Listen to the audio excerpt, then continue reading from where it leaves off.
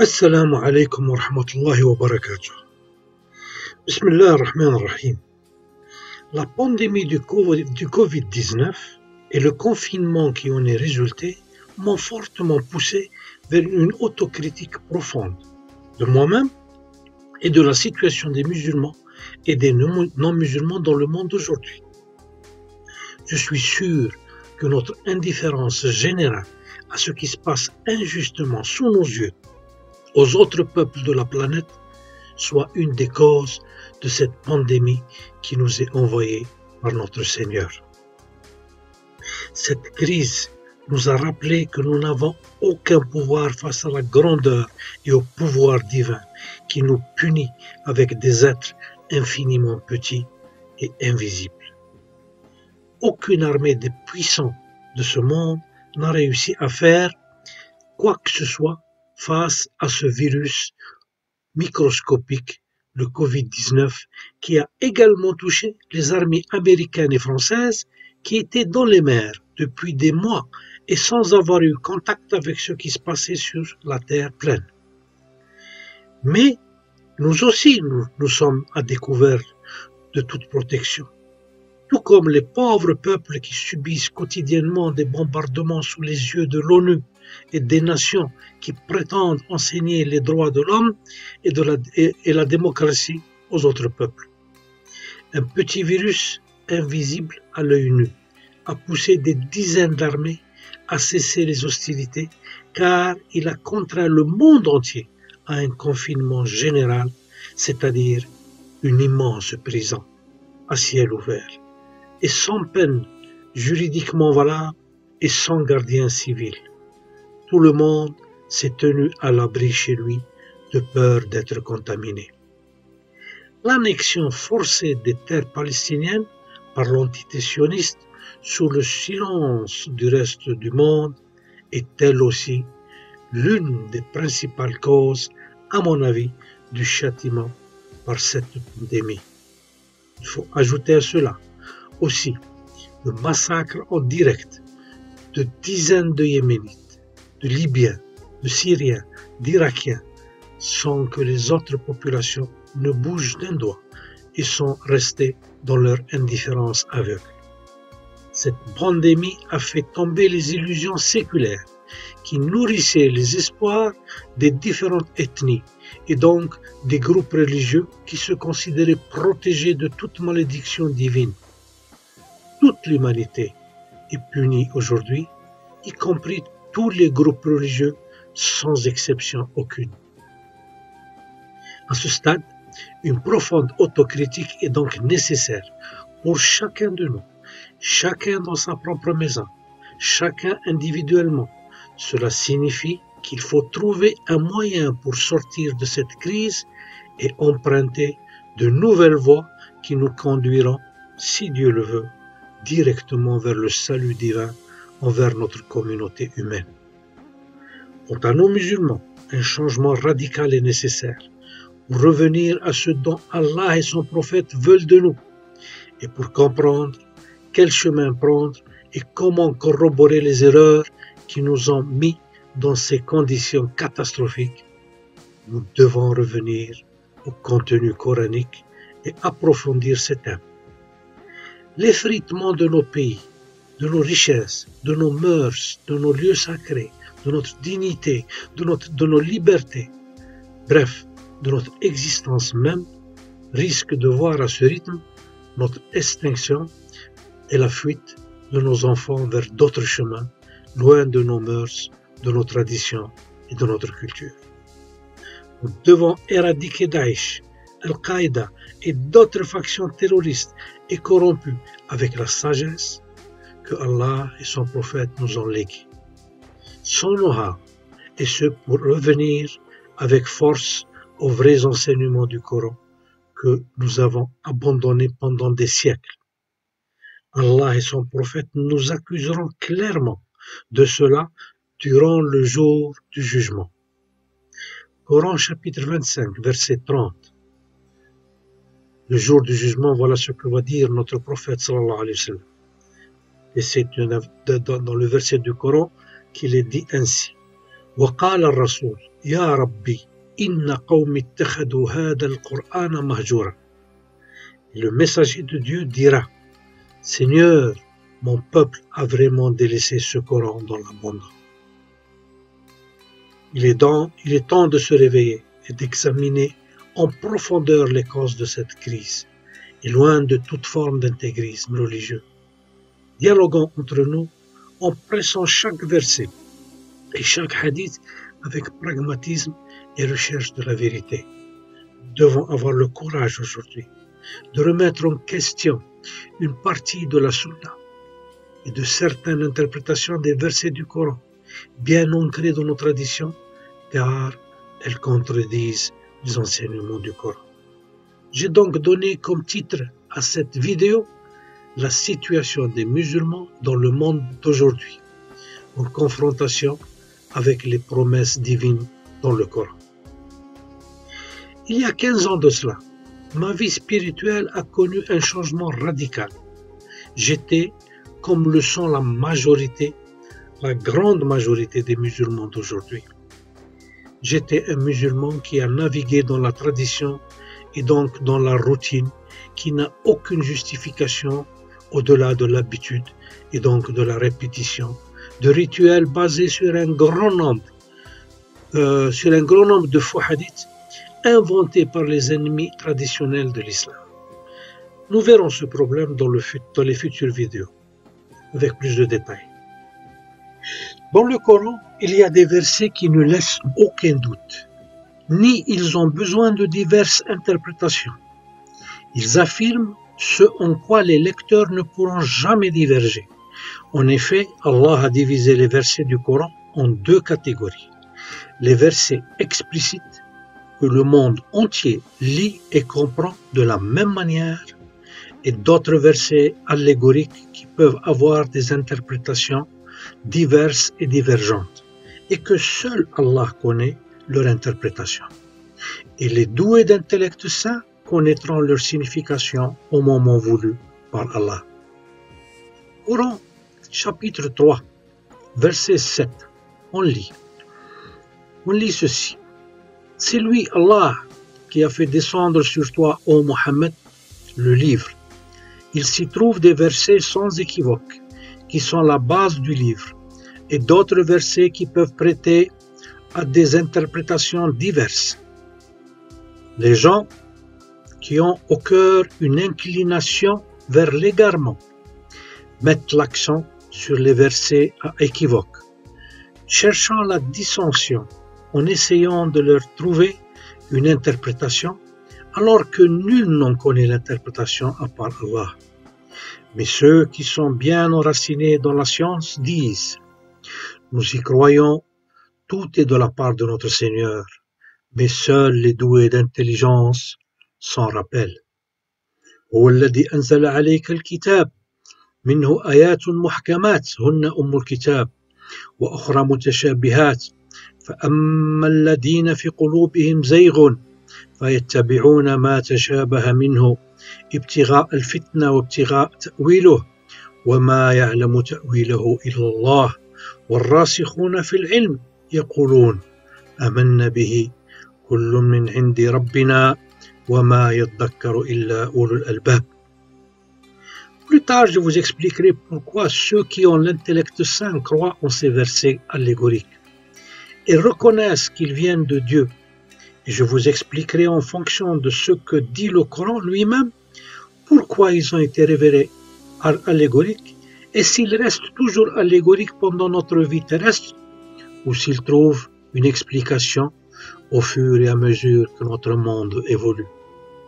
Revenons maintenant aux versets explicites contenus dans le Coran et qui ne laissent aucun doute et que tout le monde comprend et interprète de la même manière. Je vous donne un exemple qui concerne proprement la situation pandémique que vit notre monde aujourd'hui à cause du Covid-19. Allah nous dit dans le chapitre 42 du Coran, verset 30, « Tout malheur qui vous atteint est dû à ce que vos mains ont acquis, et il pardonne beaucoup. وَمَا أَصَابَتْكُم مِّن مُّصِيبَةٍ فَبِمَا كَسَبَتْ أَيْدِيكُمْ ويعفو عن كثير. Il est donc très clair que tout mal qui nous touche soit mérité et donc une conséquence de notre comportement défavorable à ce que Allah nous a enseigné dans son Saint-Coran. Mais comment? Ne sommes-nous pas des gens qui pratiquent assidûment notre prière? En effet, nos mosquées étaient pleines de fidèles avant la pandémie. Ne sommes-nous pas des gens qui jeûnent au nom d'Allah? Oui, nous le faisons certainement chaque année pendant le mois de Ramadan. Mais alors, de quoi sommes-nous coupables pour avoir été punis par cette pandémie qui nous a éloignés dans le monde entier de nos mosquées et des lieux saints qui sont également fermés, empêchant ainsi des millions de fidèles de se rendre en pèlerinage à la Mecque ou à Médine? Je dois vous rappeler qu'Allah s'adresse dans le Coran aux non-croyants et aux croyants. Et ces derniers, et c'est-à-dire les fidèles, sont divisés en deux catégories: les soumis par tradition et les croyants par conviction. Je répète, les soumis par tradition, les musulmans, et les croyants par conviction, ou les mu'minoun. Quelqu'un me dira, mais vous n'avez pas été clair dans cette division des fidèles entre soumis, c'est-à-dire musulmans, et croyants mu'minoun. Le Coran nous l'explique avec éloquence et sans équivoque. Coran, chapitre 49, verset 14. Ce verset, il concerne les Bédouins quand Mohammed sallallahu alayhi wa sallam retournait vers la Mecque pour la reconquête de la Mecque. Les Bédouins des environs de la Mecque sortaient en groupe et rejoignaient le groupe de Mohammed sallallahu alayhi wa sallam qui rentrait à la ville de la Mecque. Et ils disaient: Oh Mohammed, nous avons cru. Amanna billah. Le lendemain, ce verset a été révélé par l'ange Gabriel au prophète Mohammed sallallahu alayhi wa sallam, et il dit textuellement: les Bédouins ont dit: nous avons la foi. Dit: vous n'avez pas encore la foi. Dites plutôt: nous nous sommes simplement soumis, car la foi n'a pas encore pénétré dans vos cœurs. Et si vous obéissez à Allah et à son messager, il ne vous fera rien perdre de vos œuvres. Allah est pardonneur et miséricordieux. قالت الأعراب آمنا قل لم تؤمنوا ولكن قولوا أسلمنا ولما يدخل الإيمان في قلوبكم وإن تطيعوا الله ورسوله لا يلتكم من أعمالكم شيئا إن الله غفور رحيم. Il y a un hadith rapporté par Ibn Majah et déclaré bon ou Hassan par Sheikh Al-Albani. Il est confirmé par le verset confirmé par le verset que j'ai mentionné plus tôt. Le hadith dit: si la perversion est proclamée licite dans une communauté, Dieu leur envoie une pandémie que leurs ancêtres n'ont jamais connue. Le Covid-19 est donc la confirmation de ce verset et de ce hadith. Voici ce que dit le hadith en langue arabe. لم تظهر الفاحشة في قوم قط حتى يعلنوا بها إلا فشى فيهم الطاعون والأوجاع التي لم تكن مضت في أسلافهم الذين مضوا. Essayons alors d'ausculter la situation des musulmans dans le monde aujourd'hui sur la base de leur subdivision faite du verset précédent. Combien d'entre nous sont soumis, c'est-à-dire uniquement des musulmans, par tradition, et combien sont des croyants convaincus, et comment les distinguer? Pour réussir ce recensement en toute sécurité, nous devons d'abord revoir toutes les promesses faites par Allah aux vrais croyants dans le Coran. En effet, des dizaines de versets coraniques concernent les promesses d'Allah aux croyants sur terre et leurs récompenses dans la vie et après leur mort. Ces récompenses sont liées à leur état de foi. Une foi convaincue est donc nécessaire pour que ces promesses soient tenues. Voyons quelques-unes de ces promesses. La première promesse, on la trouve dans le chapitre 16 du Coran, verset 97, Quiconque, mâle ou femelle, fait une bonne œuvre tout en étant croyant, nous lui ferons vivre une bonne vie et nous les récompenserons, certes en fonction des meilleures de leurs actions. من عمل صالحا من ذكر أو أنثى وهو مؤمن فلنحيينه حياة طيبة ولنجزينهم أجرهم بأحسن ما كانوا يعملون. Il y a donc une récompense avec une excellente vie terrestre pour les fidèles s'ils sont des croyants vraiment convaincus. La deuxième promesse, Allah a promis et garanti sa protection aux croyants. Coran chapitre 22, verset 38. Allah prend la défense de ceux qui croient. Allah n'aime aucun traître ingrat. Inna Allah yudafi'u 'anil ladina amanu. Inna Allah la yuhibbu kulla khawanin kafur. Par conséquent, la défense des croyants est également garantie. Troisième promesse. Allah a promis aux croyants richesse et bien-être. Coran chapitre 7, verset 96. Si les habitants des cités avaient cru et avaient été pieux, nous leur aurions certainement accordé des bénédictions du ciel et de la terre. Mais ils ont démenti et nous les avons donc saisis pour ce qu'ils avaient acquis. ولو أن أهل القرى آمنوا واتقوا لفتحنا عليهم بركات من السماء والأرض ولكن كذبوا فأخذناهم بما كانوا يكسبون. La richesse est également garantie pour les croyants convaincus. Quatrième promesse.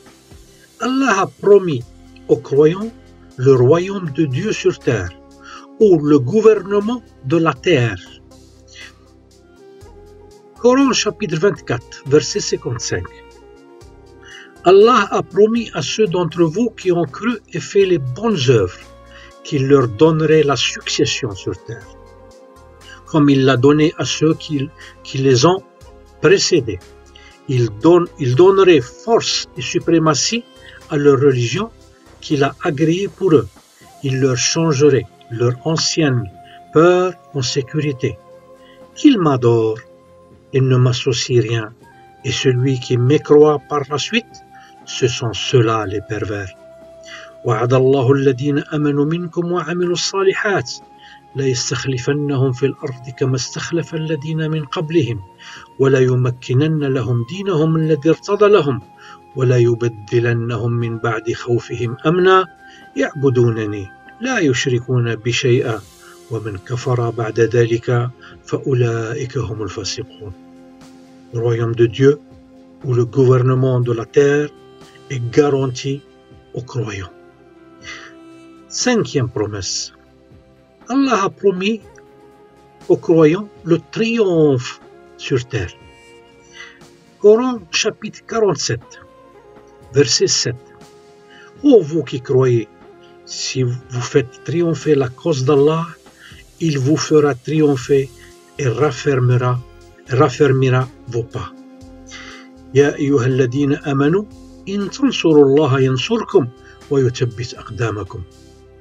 Le triomphe est également garanti pour les croyants convaincus.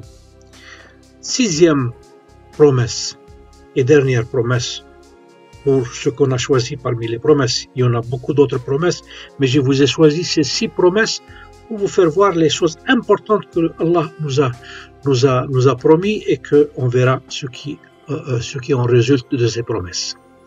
Donc, Allah a promis aux croyants la suprématie sur tout, sur tous, et dans tous les domaines de la vie. Coran, chapitre 3, verset 139. Ne vous laissez pas battre, ne vous affligez pas, alors que vous êtes les supérieurs, si vous êtes de vrais croyants. ولا تهنوا ولا تحزنوا وأنتم الأعلون إن كنتم مؤمنين.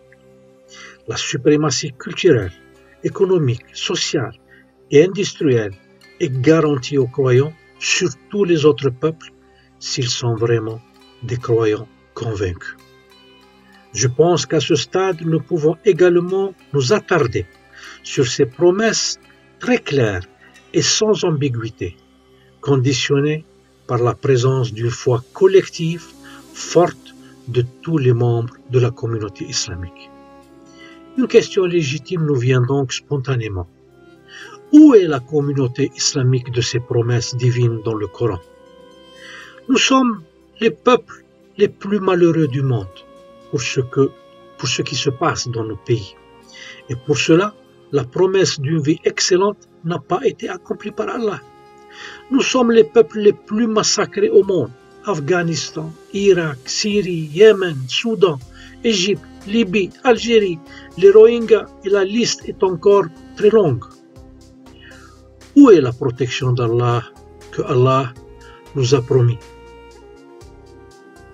Nous sommes les peuples les plus pauvres du monde, même si notre sous-sol est riche en matières premières.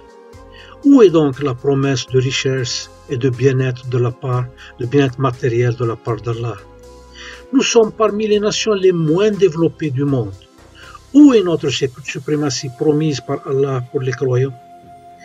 Alors, devrions-nous conclure que Allah, gloire à lui, a rompu ses promesses? Ou sommes-nous qui n'avons pas encore répondu aux directives d'Allah pour faire de nous de vrais croyants? Celui qui croit qu'Allah ne tient pas ses promesses, il ignore la réalité des choses. Mais celui qui a un minimum de conviction sur l'essence d'Allah sait avec certitude et par expérience qu'Allah ne manque certainement pas de tenir ses promesses. Coran chapitre 30, verset 6. C'est là la promesse d'Allah. Allah ne manque jamais à sa promesse, mais la plupart des gens ne savent pas. وعد الله لا يخلف الله وعده ولكن أكثر الناس لا يعلمون. Allah a promis par la bouche de ses prophètes et dans sa parole qui nous a été transmise qu'il remplacerait les peuples des différents prophètes qui n'avaient pas suivi les préceptes d'Allah par d'autres peuples qui mettraient sa parole à bon escient. Allah a informé Moïse qu'il remplacerait son peuple juif par un. Dans le livre de la Torah, le 5e livre de la Torah qui s'appelle le Deutéronome, chapitre 32, verset 21, on lit. Ils ont excité ma jalousie. Et là, le sujet se réfère aux Juifs quand ils étaient dans l'Exode, ils étaient dans le Sinaï, en train d'attendre Moussa alayhi salam. Moïse alayhi salam, qui était sur le mont du Sinaï en train de recevoir les tables de la Torah. Et il est resté 40 jours absent. Durant ces 40 jours d'absence, les Juifs qui ont fui l'Égypte avaient pris avec eux de l'or. Alors, ils ont fondu cet or-là et ils ont construit le Baqara, la vache, comme il est écrit dans le Coran aussi. Donc, le bon Dieu, ici, dans ce verset de la Torah, il se réfère proprement à cet événement. Et il dit, « Ils ont excité ma jalousie par ce qui n'est point Dieu. Ils m'ont irrité par leur vaine idole. Et moi, j'exciterai leur jalousie par ce qui n'est point un peuple. Je les irriterai par une nation insensée. » Et c'est inutile de vous dire qui est cette nation, malheureusement. On verra ça dans les prochaines vidéos, Inch'Allah, dans le détail. Jésus a également confirmé cette menace divine en annonçant à ses fidèles, tous juifs, qu'il serait remplacé par un autre peuple. En effet, Jésus, Isa alayhi salam, il est venu juste pour le peuple juif, pour les Israélites, et pas pour le monde entier. Et il est bien dit dans l'évangile que je n'ai été envoyé que pour les brebis dispersées de la maison d'Israël. Donc, dans le livre de Matthieu, ça c'est un évangile selon Matthieu, évangile de Matthieu chapitre 21, verset 43, on lit, c'est pourquoi, je vous le dis, c'est Jésus qui parle, hein, c'est pourquoi je vous le dis, le royaume de Dieu vous sera enlevé et sera donné à une nation qui en rendra les fruits. La menace des fidèles de Mohammed sallallahu alayhi wa sallam ne pouvait pas manquer. La menace a également été faite au peuple de la dernière révélation et au sceau des prophètes, Muhammad sallallahu alayhi wa sallam. Allah lui a promis de nous remplacer par un autre peuple si nous ne répondons pas à ses préceptes et que ce peuple qui nous remplacera ne sera pas comme le nôtre. Coran, chapitre 11, verset 57. Si vous vous détournez, voilà que je vous ai transmis le message que j'étais chargé de vous faire parvenir. C'est Mohammed qui parle. Sallallahu alayhi wa sallam.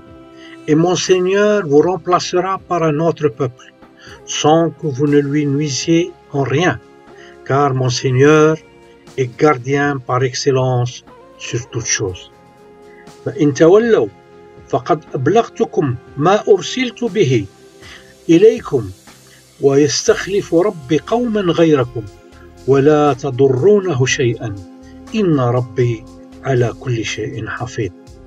Et encore dans le chapitre 47 du Coran, verset 38, nous lisons « Vous voilà appelés à faire des dépenses dans le chemin d'Allah. Certains parmi vous se montrent avares. Quiconque cependant est avare l'est à son détriment. Allah est le suffisant à soi-même alors que vous êtes des besogneux. Et si vous vous détournez, il vous remplacera par un peuple autre que vous et ils ne seront pas comme vous. ها أنتم هؤلاء تدعون لتنفقوا في سبيل الله فمنكم من يبخل ومن يبخل فإنما يبخل عن نفسه والله الغني وأنتم الفقراء وإن تتولوا يستبدل قوما غيركم ثم لا يكون أمثالكم. Il convient de noter que notre remplacement par un autre peuple qui ne sera pas comme nous et qui ne suivra pas la révélation d'Allah à notre prophète concernera précisément les peuples qui auront le règne sur la terre. Examinons donc notre situation et comparons-la avec celle du reste du monde. Où sont-elles appliquées les lois d'Allah? Sont-elles appliquées dans nos pays où la justice téléphonique et la corruption sont en vigueur, ou dans les pays où les droits de l'homme, de l'environnement et des animaux sont respectés? Dans nos pays d'origine, je parle des pays traditionnellement islamiques, la justice fonctionne avec le téléphone et la corruption. Dans nos pays, les droits de l'homme sont inexistants. Dans nos pays, la liberté d'expression n'existe pas. Et si vous dites la vérité, vous êtes emprisonné instantanément, sans aucun respect pour les procédures pénales ou civiles. Dans nos pays, nous nous autodétruisons avec des guerres fratricides et barbares. Dans nos pays, il n'y a pas de protection de l'environnement ou des animaux. Dans nos pays règne la dictature, la haine et la discrimination. Il est inutile de vous donner des exemples. Ceux-ci sont aujourd'hui sous les yeux du monde entier. Ouvrez simplement Google ou YouTube ou Facebook pour voir ce qui se passe en Arabie Saoudite, au Yémen, en Irak, en Égypte, en Libye, en Algérie, en Afghanistan, en Somalie et certainement avec le silence politique du reste du monde. Cette situation qui est la nôtre devrait au moins ébranler nos consciences et nos intelligences et nous pousser à nous poser des questions indispensables. Qu'avons-nous enfreint parmi les préceptes divins? Comment devons-nous procéder pour être de vrais croyants, pas comme les Bédouins qui se sont seulement soumis à l'évidence et se sont définis comme croyants et qu'Allah a corrigé leurs déclarations en les considérant uniquement comme des soumis ou des musulmans, comme la grande majorité des musulmans d'aujourd'hui? Pour répondre à ces questions, nous avons besoin de beaucoup de temps, car le sujet est très exigeant et très complexe. Nous l'avons donc divisé, Inch'Allah, en plusieurs approches, puis en plusieurs interventions vidéo, comme celle-ci. Pour l'instant, rappelez-vous que le Coran nous encourage à changer collectivement toute la communauté afin de bénéficier du changement total de notre situation et mériter les promesses faites par Allah comme détaillé ci-dessus. Au Coran, dans le chapitre 13 du Coran, nous lisons au verset 11, « Il, l'homme, à part devant lui et derrière lui des anges qui se relaient et qui veillent sur lui par ordre d'Allah. En vérité, Allah ne modifie point l'état d'un peuple tant que les individus qui composent ce peuple, ne modifient pas ce qui est en eux-mêmes. Et lorsqu'Allah veut infliger un mal à un peuple, nul ne peut le repousser. Ils n'ont en dehors de lui aucun protecteur. له معقبات من بين يديه ومن خلفه يحفظونه من أمر الله إن الله لا يغير ما بقوم حتى يغيروا ما بأنفسهم وإذا أراد الله بقوم سوءا فلا مرد له وما لهم من دونه من وال.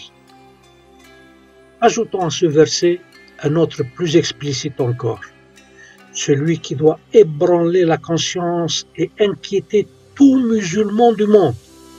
Je le répète, ajoutons à ce verset un autre plus explicite encore, celui qui doit ébranler la conscience et inquiéter tous les musulmans du monde.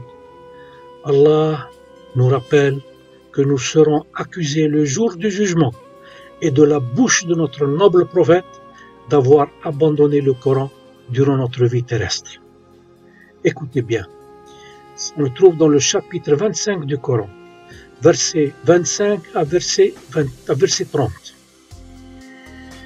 Et le jour où le ciel sera fondu par les nuages et qu'on fera descendre des anges, ce jour-là, la vraie royauté appartient au tout miséricordieux.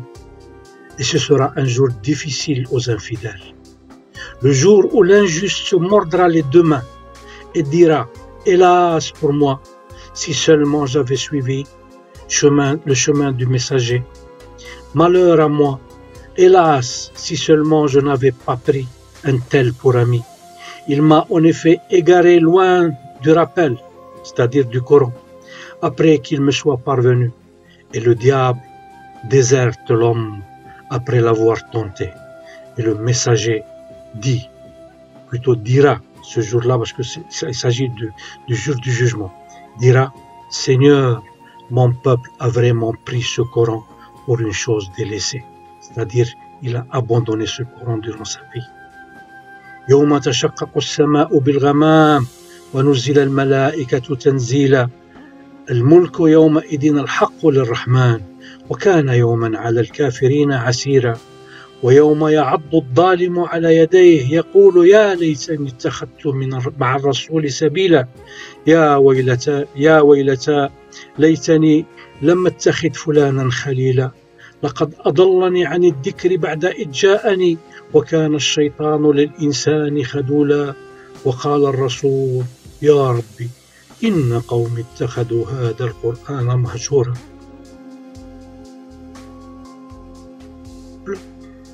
Je vous rappelle donc, chers frères et chères sœurs en Adam, que pour éviter d'être parmi ces malheureux le jour du jugement, ce n'est pas en allant à la mosquée ou en nous habillant de façon traditionnelle ou en portant une barbe ou le voile ou en jeûnant qu'on devient des croyants convaincus.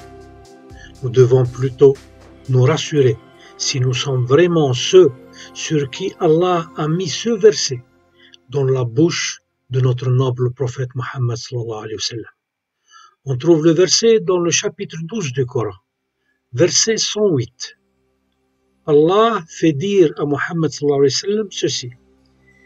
Dis, donc dis c'est un impératif. Dis, voici ma voix. J'appelle les gens à la religion d'Allah. Moi et ceux qui me suivent, nous basons sur une preuve évidente. Gloire à Allah, et je ne suis point du nombre des associateurs. قل هذه سبيلي أدعو إلى الله على بصيرة أنا ومن اتبعني وسبحان الله وما أنا من المشركين. À ces derniers mots du Coran, clair, limpide et explicite, possédez-vous, chers frères et chères sœurs en islam, cette basira du dernier verset que je viens de vous lire? Si oui, et cela ne regarde que vous-même et votre conscience, béat vous autres alors d'avoir gagné le paradis.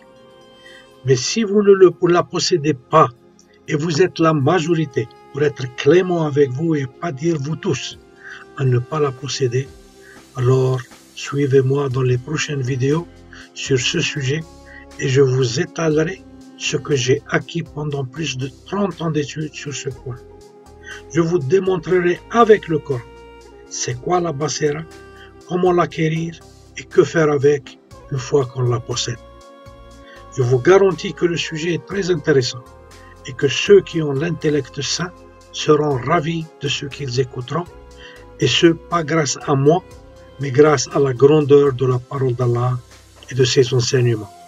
Je vous attends nombreux et je vous invite à vous inscrire sur ma chaîne YouTube en cliquant sur s'abonner et sur la petite cloche qui se trouve en bas de cet écran à l'angle droit.